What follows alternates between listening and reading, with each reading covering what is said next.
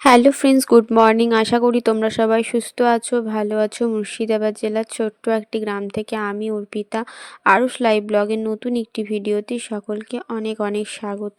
আর তোমরা দেখতেই পেলে সকালবেলায় উঠে কিন্তু জলখাবার খেয়ে নিয়েছি। আজকে জলখাবারে ছিল মুড়ি, তারপর সিঙ্গারা, আর এদিকে ছিল বেগনি আর মিষ্টি। তো জলখাবার খেয়ে নিয়েছি, এখন একটু বেরিয়ে যাচ্ছি। এখন বেরিয়ে যাচ্ছি বলতে একটু বেরিয়ে এলাম একটু হসপিটালে। আগে তোমরা দেখতেই পেয়েছিলে কিছুদিন আগে শুনুকে নিয়ে ডক্টরের কাছে গেছিলাম, ওর একটু ঠান্ডা লেগেছিল। তো তার আগে থেকেই ও না বেশ কিছুদিন ধরে চোখটা কেমন পিটপিট করছিল।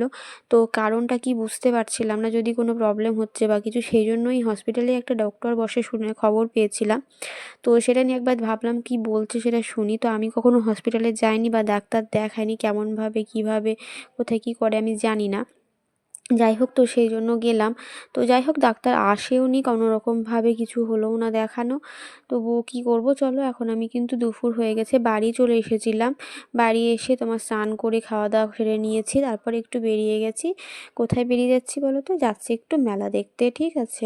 তো সোনা বাবা দেখো বাইকের মধ্যেই ঘুমিয়ে গেছে।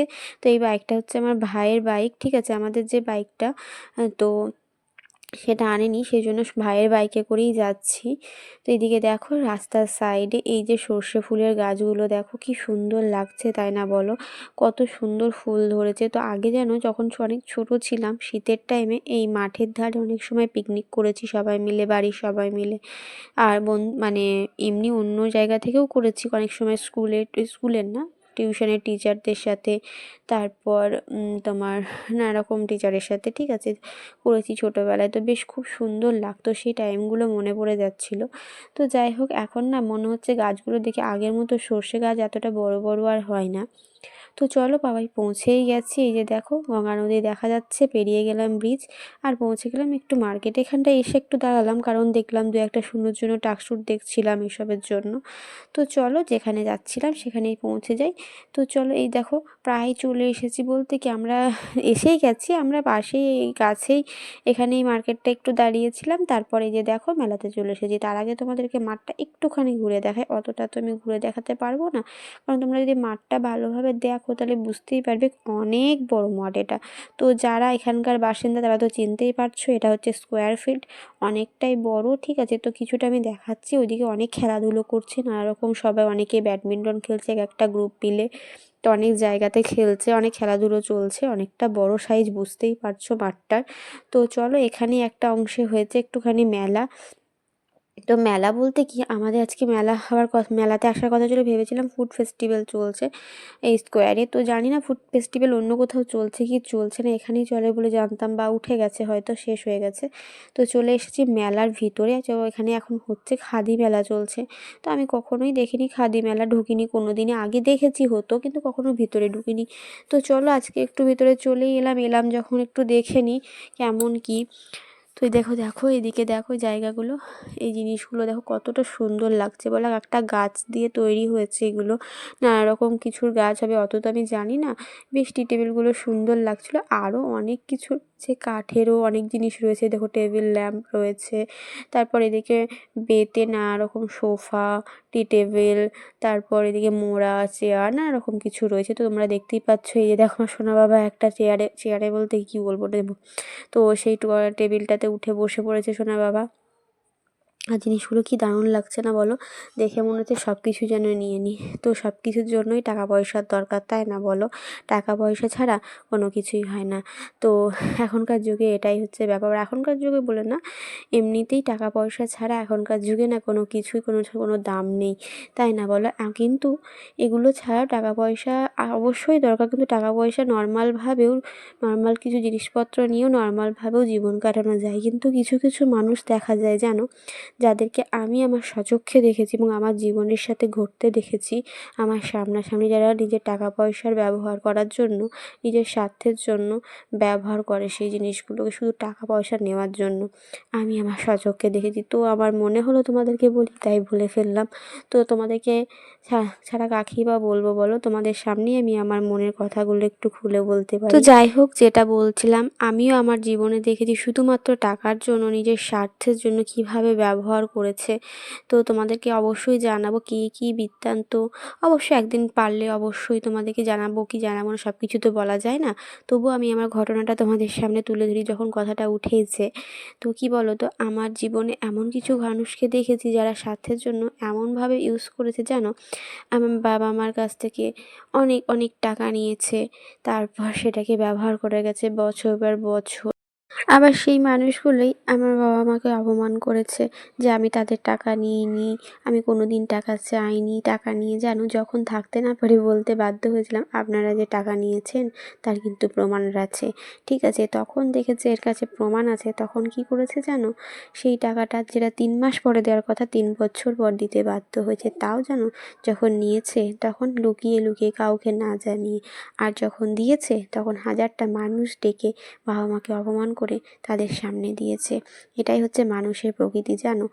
কোনো মানুষকে টাকার ধার দেওয়া খুব চাপে। টাকা জিনিসটা এমন না, এগুলো কোনো কথা না। টাকাটা কি বলো তো, মানুষের ব্যবহারটা হচ্ছে বড় কথা, তাই না বলো। আবার সেই মানুষগুলোই এখনও পর্যন্ত জানো আমার কাছেও বেশ কয়েক হাজার টাকা নিয়ে রেখে দিয়েছে, এখনও পর্যন্ত দেয়নি। তো কি আর বলবো বলো, এইসব মানুষদেরকে কিচ্ছু করার নেই। মানুষের কাছে টাকা নানা রকম সুবিধা থাকতেই পারে, কিন্তু মানুষের ব্যবহারটা হচ্ছে অনেক বড় ব্যাপার, তাই না বলো। মানুষের কথা রাখা বা কথা রাখতে না পারলে যে কোনো সমস্যার সৃষ্টি হলে সেটাও সঠিকভাবে বলা, তো সেটা না। মানুষের সঠিকভাবে বলা না, কেউ যদি নিয়ে বলে আমি নিইনি, তো যখন দেখে যে এর কাছে প্রমাণ আছে তখন সেই জিনিসটা দিতে বাধ্য হয়। অথচ যখন নেয় তখন লুকিয়ে নেয়, আর দেওয়ার সময় হাজার মানুষকে ডেকে দেয়। তো কিছু বলার নেই, তাকে যেন সেই মানুষগুলো আমার ফ্যামিলির মানুষকে অপমান করে। তো তোমরা একবার ভেবে দেখো, একটা টাইমে না আমি অন্যদের সঙ্গে একা থেকেছি। তো যে মানুষগুলো, এতগুলো মানুষকে আমার ফ্যামিলি ভয় পায় না বা কোনো রকম সম্মান দেয় না, তাদেরকে অপমান করে। তো আমাকে একা পেয়ে কী ধরনের ব্যবহার তারা করেছে, তো তোমরা একটু ভেবে দেখো। তো যাই হোক, এই কথাগুলো অনেকেই বিশ্বাস হতে পারে বা নাও হতে পারে, এটা আমার মনের কথা। আমি আমার পরিস্থিতিতে পড়েছি, তাই আমি তোমাদের সামনে কিছু শেয়ার করে ফেললাম। তো হয় না, নিজের মনের কিছু কথা যখন আবেগের বশে অনেক কিছুই মনে হয়, তো আমারও সেটাই মনে হয়েছে যে তোমাদের সামনে একটু শেয়ার করে ফেললাম, মনটা একটু হালকা করলাম। তোমাদের কাছে ছাড়া কোথায় বা হালকা করব বলো। আর সেরকমভাবে কিছু বলা যায় না বা বলতে পারলাম না। কি বলো তো, মানুষের জীবনে অনেক কিছু ওঠাপড়া থাকে, সেটা সব কিছুই বলা হয়ে ওঠে না।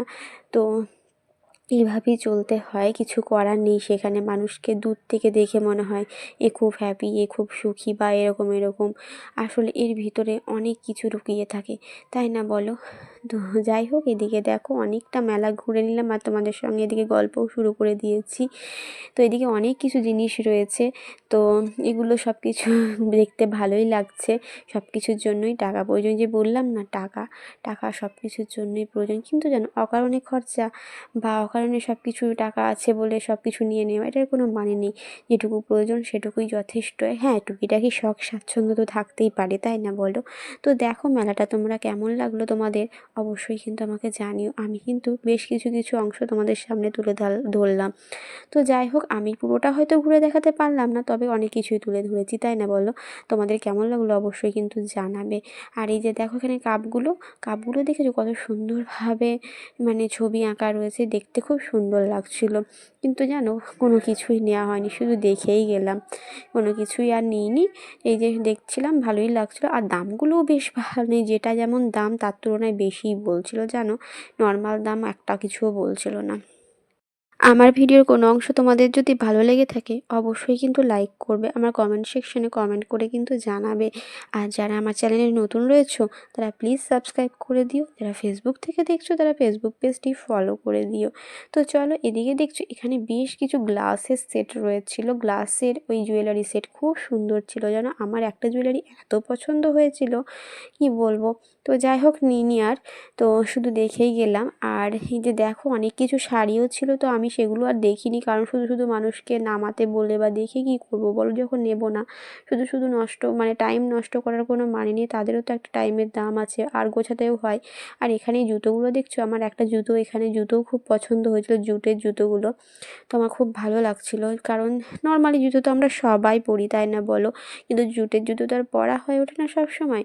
তো জুটের জুতোগুলো খুবই সুন্দর লাগছিলো আমার, খুব ভালো লাগছিলো আমার। তো এই যে দেখো, এদিকে জুতোগুলোও বেশ ভালো লাগছিলো, তো আমার ইচ্ছে হচ্ছিলো একটা নিতে। তো যাই হোক, আর নেওয়া হলো না, নিলাম না আর কিছুই। দেখছিলাম, বেশ ভালোই লাগছিলো। তো তোমাদের কাছে যে টপিকটাতে ছিলাম সেখানে ফিরে আসি। যে কথাটা বলছিলাম, যে মানুষের যে বিশ্বাস ভাঙার জায়গা, মানুষ যখন বিশ্বাস ভাঙে না, মানুষকে সেই মানুষকেই বিশ্বাস করো যে বিশ্বাসের যোগ্য। যে বিশ্বাসের যোগ্য নয় তাকে কখনোই বিশ্বাস করো না। হ্যাঁ, মানুষকে বোঝা যায় না, তবে একবার যখন বিশ্বাস ভাঙে তখন বুঝে নিও সে বিশ্বাস করার যোগ্য নয়। যে বিশ্বাস রাখার সে প্রথমেই রাখে, যে না রাখার সে কখনোই রাখে না। টাকা পয়সা জিনিসটা প্রত্যেকেরই কষ্টের টাকা, তাই না বলো? কষ্টের জিনিস। হ্যাঁ, সবার হয়তো সমান নাও হতে পারে, কিন্তু অনেক মানুষ থাকে যারা নিজেরা বুদ্ধি খাটিয়ে রক্ত জল করে সেই জিনিসটাকে জমিয়ে রাখে, তাই না বলো? তো জানো তো একটা কথা, যে এই ঘটনাটা বলছিলাম সেখানে জানো আমি অসুস্থ ছিলাম প্রচণ্ড পরিমাণে। তোমরা অনেকেই আমরা যারা ভিডিও দেখো জানো আমি ব্যাঙ্গালোরে ছিলাম। তো তাদেরকে মাঝখানে একবার বলা হয়েছিল যে আমাদের টাকাটা একটু দেন, আমার এই সময় লাগবে।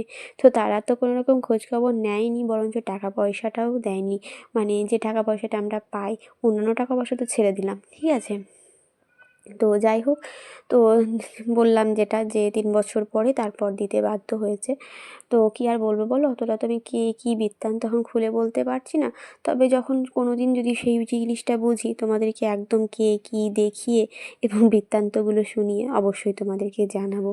তো চলো, আমি যেহেতু এখানে আমার নিজস্ব পার্সোনাল ডেইলি ব্লগ শেয়ার করি, আমার নিজস্ব জীবনের কিছু ঘটনা তোমাদের সাথে যদি শেয়ার করি, ক্ষতি বা কী বলো? তো কী বলবো বলো, আমার লাইফের কিছু ঘটনা আমি তোমাদের সাথে শেয়ার করলাম, আমার অভিজ্ঞতা থেকে তোমাদের জানালাম, যাতে তোমরাও কিছু শিখতে পারো বা বুঝতে পারো। মানুষকে খুব সহজে বিশ্বাস করো না, সবাই বিশ্বাসের যোগ্য হয় না, তো আমার সেটা মনে হয়। তো চলো বন্ধুরা, এদিকে দেখো অনেক কিছু, এদিকেও অনেক বেতের জিনিস ছিল, দেখতে বেশ ভালো লাগছিলো। আর এখানটা দেখছো, এখানে সব রকম সেলাই চলছে, রেশম কিট রয়েছে, ছোট্ট করে একটা শিশির মধ্যে হ্যাঁ, কাচের একটা শিশির মধ্যে ভরা রয়েছে। এই যে দেখো এখানে, তো ওই যে অ্যাকোরিয়ামগুলো হয় না ছোটো ছোটো, ওরকম টাইপের জিনিসের মধ্যেই ভরা রয়েছে এগুলো। তো বেশ ভালোই লাগলো দেখতে, কারণ সামনাসামনি আমি কখনোই দেখিনি, এটাই ফার্স্ট টাইম দেখলাম, দেখতে বেশ ভালো লাগছে। তো বন্ধুরা চলো, আমি কিন্তু এখন মেলা থেকে বাইরে চলে এসেছি, এখানে বেশ কিছু খাবারের দোকান রয়েছে, তোমরা দেখতেই পাচ্ছ। তো আমি ঢোকার সময় হয়তো 2-1টা দেখিয়েছি। তো এই যে বেরিয়েছি, রাত্রিবেলা হয়ে গেছে, সন্ধ্যা হয়ে গেছে, সেই জন্য সব দিকে লাইট জ্বলে গেছে, ভালোই লাগছে দেখতে, তাই না বলো?